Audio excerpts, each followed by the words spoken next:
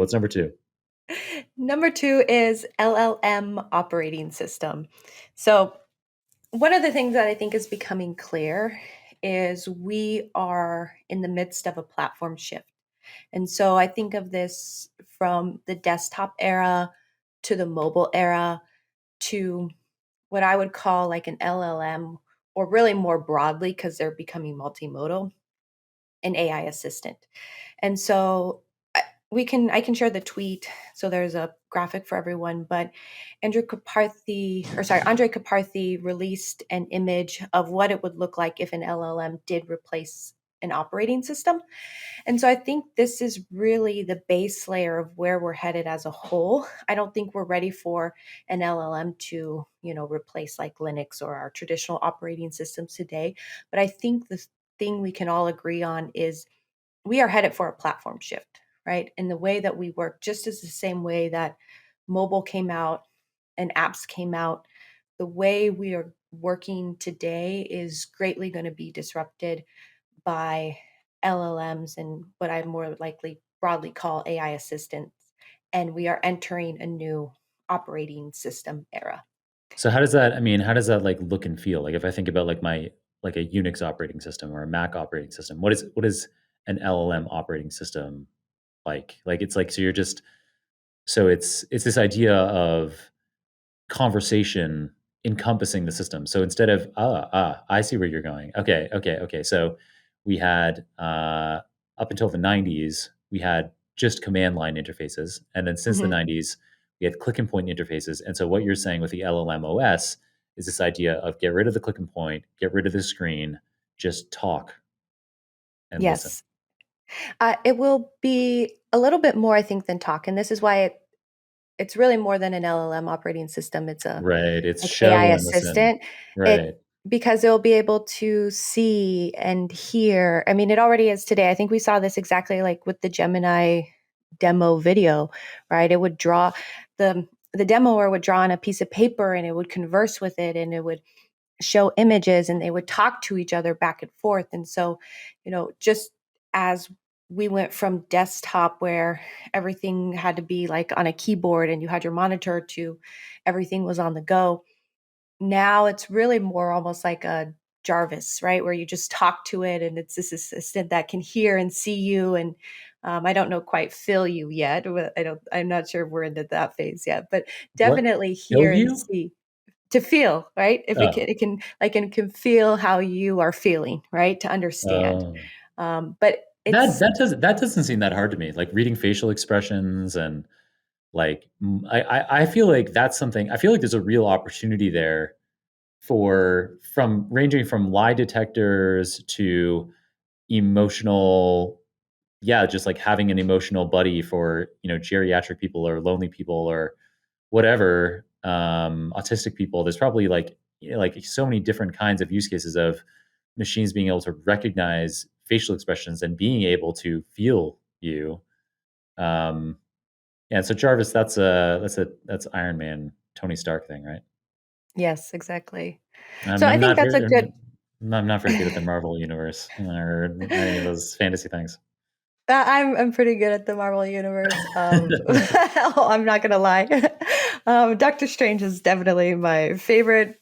We aren't ready to travel through the multiverse yet, so that will be phase two. But yeah, I definitely think that we're just at a base layer in a platform shift, and so this has a lot of implications, particularly for companies. Right? I think back when mobile came out and people were like, "Oh, we need an app," and everybody was just rushing to create an app, but the ones that did really well are the ones who had a purpose behind why they had an app and why it was needed on the go and why it was mobile and was really still purposefully driven versus just trend driven.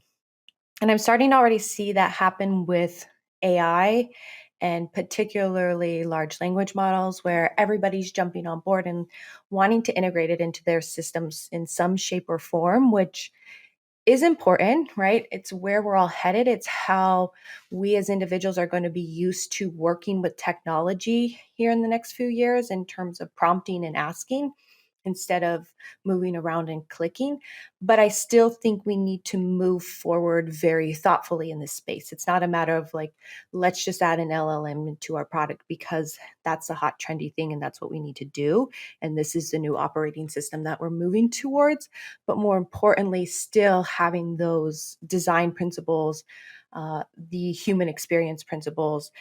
That is how you're going to be successful in operating in this new world. Yeah, this makes perfect sense. I think the AI pin that was released by Humane in recent weeks at the time of recording also speaks to exactly where you're going. There's hardware companies now are seriously trying to come up with a device that will supplant the phone. And as you say, LLMs or foundation models more broadly that can see and hear and speak allow you to potentially get rid of that screen. Even if it's something like the AI pin, which is projecting a screen onto the palm of your hand, which seems a bit funny. But I don't know if it's going to be the AI pin, but I definitely agree that the phone is not going to be around forever, just as the desktop was not around forever. Cool. Yeah, Love I'm it. curious. Yeah. I've noticed that I have stopped using Google as much as I used to, and I definitely use ChatGPT a lot more. I enjoy the process of asking a question and getting an answer back right away. And so that's just changed my behavior. I'm curious, like, have you done the same? Do you notice that you're using Google and how we used to like search for things versus ask now is what we do? Certainly. Yeah, absolutely. GPT-4, I mean, if you're listening to this show and you're not paying for a ChatGPT Plus subscription, $20 a month to be using GPT-4, I don't know. I hope that you're then using an API call and doing it like out of a command line interface or something that you've rigged up, because you've got to be augmenting with GPT-4 today in terms of answering questions, understanding the world, getting a sounding board, coming up with ideas.